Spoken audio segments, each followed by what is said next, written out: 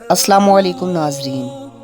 40 دن صخرہ جن نے حضرت سلیمان علیہ السلام کے تخت پر بیٹھ کر بادشاہی کی، مگر آدمی اور جن کو اس کے طور طریقہ سے کچھ معلوم معاملہ ہوا کہ جن ہے تخت پر بیٹھ کر سلطنت کر رہا ہے، اور یہ حضرت سلیمان علیہ السلام نہیں ہیں، مگر یہ راز دلی کسی سے ظاہر نہیں کرتے۔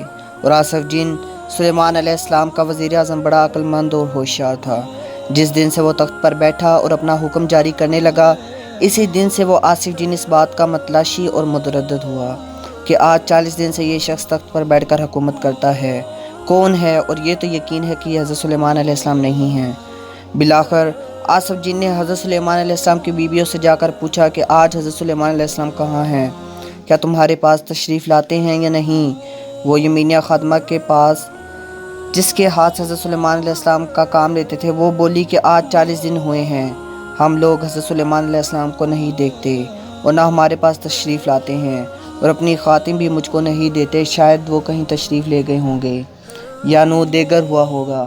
پاس آصف جن نے یہ سن کر یمینیہ سے کہا، بہت اچھا، میں بھی معلوم کر لیتا ہوں۔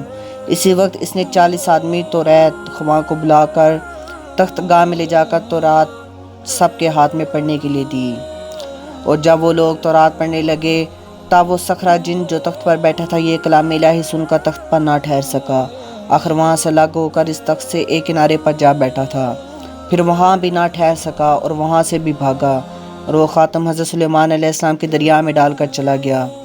مرضی الہی سے ایک دن حضرت سلیمان علیہ السلام ان مچھلی والوں کی نوکری بجا لا کر تھکے ماندے دریا کے کنارے سو رہے تھے کہ اچانک سانپ آیا اور ایک سبز اپنے منہ میں لے جا کر ان پر ہوا کر رہا تھا۔ ایک مچھیرے کی بیٹی تھی اور وہ صاحب جمال تھی، اور ہر روز اپنے باپ کا کھانا دریا کے کنارے لایا کرتی تھی۔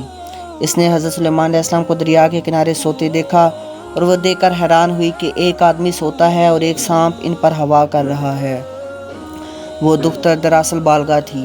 یہ حال دیکھ کر اس نے اپنے باپ سے جا کر کہا، اے ابا جان، مجھ کو تم اس شخص سے بیاہ دو تو بہتر ہوگا، اور میں اس کے سوا کسی دوسرے سے بیاہ نہ کروں گی۔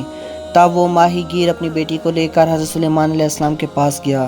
اسی وقت حضرت سلیمان علیہ السلام سوتے تھے، ان کی آہٹ سے وہ جاگ اٹھے۔ اس شخص نے حضرت سلیمان علیہ السلام سے کہا کہ میں اپنی بیٹی تم سے بیاہ دوں گا۔ حضرت سلیمان علیہ السلام نے فرمایا کہ بھائی، میں تو تمہارا نوکر ہوں، اور میں نوکری کر کے پیٹ پالتا ہوں، اور مجھ کو روزمرہ 2 مچھلیاں اجرت حضور سے ملتی ہیں، انہی کو کھاتا ہوں، بتائیے کہ میں آپ کی بیٹی کی خوراک اور مہر کہاں سے دوں گا؟ یہ سن کر وہ بولا کہ میری بیٹی آپ سے مہر نہیں چاہتی ہے، اور کھانے کو میں دیتا رہوں گا، یعنی کھانا میرے ذمے ہے۔ بالآخر حضرت سلیمان علیہ السلام نے یہ بات اس کی قبول کر لی، اور اس کے ساتھ اسی کے مکان پر جا کر اس کی بیٹی سے بیاہ کر لیا۔ پھر توبہ استغفار کر کے اللہ کی عبادت میں مشغول ہو گئے۔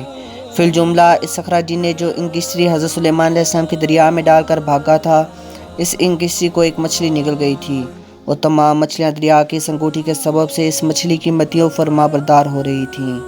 دوسرے دن سب ماہی گیر حضرت سلیمان علیہ السلام کو لے کر اس دریا میں جہاں انگشتری حضرت سلیمان علیہ السلام کی صخرہ جن نے ڈالی تھی وہاں مچھلی کے شکار کو گئے۔ اللہ کے حکم سے وہ مچھلی کہ جس نے انگشتری حضرت سلیمان علیہ السلام کی نگلی تھی وہ جال میں پکڑی گئی۔ پس مچھیرے نے اس مچھلی کو اور 2 اور مچھلیوں کو لا کر حضرت سلیمان علیہ السلام کی اجرت دی۔ پس حضرت سلیمان علیہ السلام نے ان تینوں کو لے کر ان میں سے 2 مچھلیوں کو بیچ ڈالا، اور ایک مچھلی اپنی بیوی کے حوالے کی کہ اس کو ذبح کر کے صاف کرو۔ جب ان کی بیوی نے اس مچھلی کا پیٹ چیرا تو وہ انگشتری حضرت سلیمان علیہ السلام کی اس کی شکم سے نکل پڑی۔ اس کی روشنی سے سب گھر میں اجالا ہو گیا۔ مچھیری کی بیٹی کو یہ عجوبہ دیکھ کر بے اختیار پکار اٹھی۔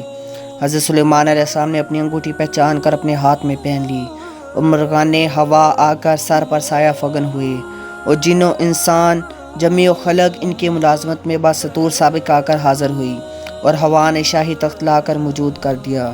پھر حضرت سلیمان علیہ السلام نے اپنی بیوی ماہی گیر کی بیٹی سے کہا کہ میں سلیمان ابن داؤد ہوں، اور تمام احوال اپنا اول سے آخر تک بیان کیا، اور اسی وقت ہوا کو حکم کیا۔ تب ہوا نے حضرت سلیمان علیہ السلام کو تخت سمیت اپنے مکان خاص پر پہنچا دیا، اور جتنے ملازمان تھے سب نے آ کر حضرت سلیمان علیہ السلام کے سامنے دربار عام میں حاضری دی۔ پس حضرت سلیمان علیہ السلام نے اپنے محل میں جا کر اس سدونی عنکبوت لین کی بیٹی کو، جس کو شہر سدون سے لا کر اپنے نکاح میں لائے تھے، وہ اپنے باپ کی صورت بنا کر گھر میں مخفی پوچھتی تھی۔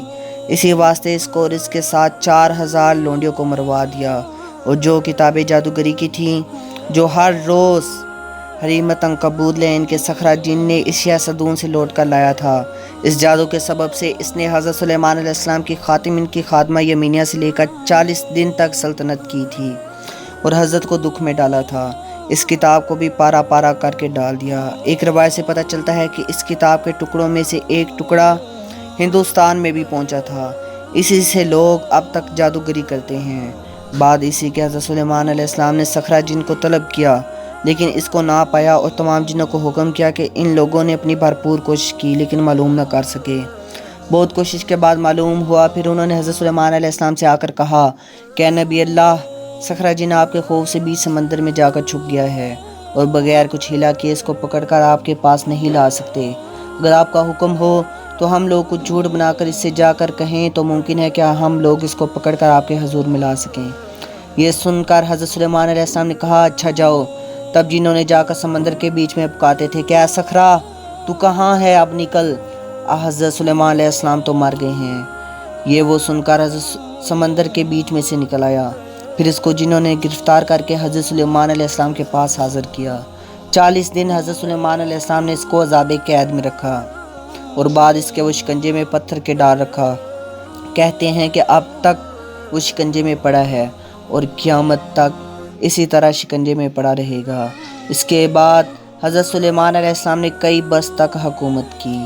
واللہ اعلم بالصواب۔ پلیز اس چینل کو سبسکرائب کر دیں اور بیل آئیکن دبا دیں تاکہ مزید آنے والی نئی ویڈیوز اور اپڈیٹس آپ کو بر وقت ملتی ہیں۔